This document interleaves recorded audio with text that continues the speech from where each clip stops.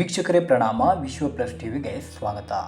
ಪಶ್ಚಿಮ ಘಟ್ಟದ ಹಸಿರೊಡಲು ಗುಡ್ಡಗಳಿಂದ ಜುಳುಜುಳನೆ ಹರಿಯುವ ಪುಟ್ಟ ಪುಟ್ಟ ಜಲಪಾತಗಳ ನೀರೊಡಲ ಸೌಂದರ್ಯ, ಕಣ್ಣದೃಷ್ಟಿ ನೆಟ್ಟಲೆಲ್ಲ ಸುತ್ತಮುತ್ತ ಪಚ್ಚೆಲೆಗಳ ಪ್ರಕೃತಿಯ ಸೊಬಗು. ಹೀಗೆ ವಯ್ಯಾರದ ಮಡಿಲು ಈ ಶಿರಸಿ ಊರು. ಈ ಸೊಬಗಿಗೆ ತಂದಿಡುವ ಮೆರಗಿಗೆ ಹೂಬಳ್ಳಿಯ ಗಮ್ಮನೆಯ ಕಂಪಿನ ಎರಕವನ್ನಿಟ್ಟುಕೊಂಡು ಮುಂಡಿಗೇಸರದ ಯುವತಿ ಡಾಕ್ಟರ್ ಶ್ರುತಿ ಹೆಗಡೆ ಅಮೆರಿಕದ ನೆಲೆಯಲ್ಲಿ ಸೌಂದರ್ಯವತಿ ಎಂಬ ಮುಕುಟ ಧರಿಸಿಕೊಂಡಿದ್ದಾಳೆ.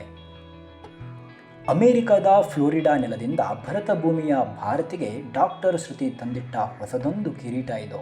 ಮಿಸ್ ಯೂನಿವರ್ಸ್ ಪಿಟೈಟ್ ಸ್ಪರ್ಧೆಯಲ್ಲಿ 40 ದೇಶಗಳ ಸುಂದರಿಯರು ಭಾಗವಹಿಸಿದ್ದರು. ಬಿಡುಗು ಬಿನ್ನಾಣದ ಈ ಎಲ್ಲ ಕನ್ಯೆಯರನ್ನ ಹಿಂದಿಟ್ಟು ಇಲ್ಲಿಯ ಸ್ಪರ್ಧೆಗೆ ನಿಯಾಮಕರಾಗಿದ್ದ ಜೂರಿಗಳು ಸನಾತನದ ರಸಭಾವ ಮತ್ತು ಅಭಿರುಚಿಯನ್ನು ತಮ್ಮ ತೀರ್ಪಿನ ದೃಷ್ಟಿಯಲ್ಲಿ ಧರಿಸಿಕೊಂಡು ಮಲೆನಾಡ ಪಶ್ಚಿಮ ಘಟ್ಟಗಳ ಸಹ್ಯಾದ್ರಿಯ ಸೌಂದರ್ಯವನ್ನೇ ತುಂಬಿಕೊಂಡಿರುವ ಕನ್ನಡತಿ ಭಾರತಿ ನಮ್ಮ ಅಜ್ಜಿಯರ ಮನೆಯ ಶ್ರುತಿ ಹೆಗಡೆಯವರಿಗೆ ಮಿಸ್ ಯೂನಿವರ್ಸ್ ಕಿರೀಟ ಇಡಲು ತೀರ್ಪು ಕೊಟ್ಟಿದ್ದರು.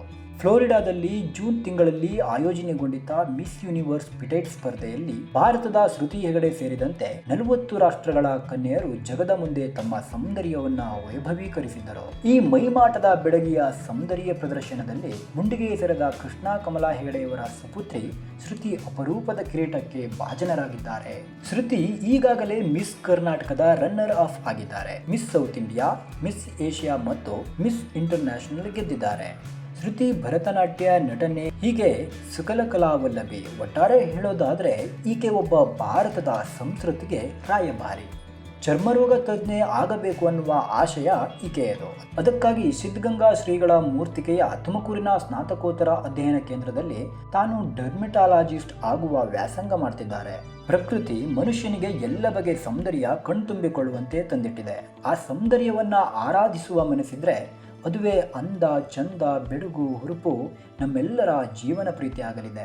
ಆಂತರಿಕ ಸೌಂದರ್ಯದ ಮುಂದೆ ಎಲ್ಲವೂ ಗೌಣ.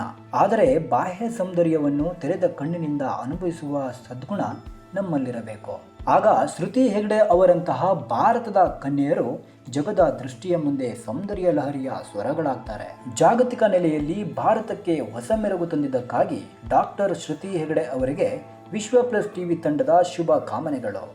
ಕಲ್ಚರಲ್ ಡೆಸ್ಕ್, ವಿಶ್ವ ಪ್ಲಸ್ ಟಿವಿ. ವಿಶ್ವ ಪ್ಲಸ್, ಜನಹಿತಕ್ಕಿದು ಜ್ಞಾನದ ಜಾಲ.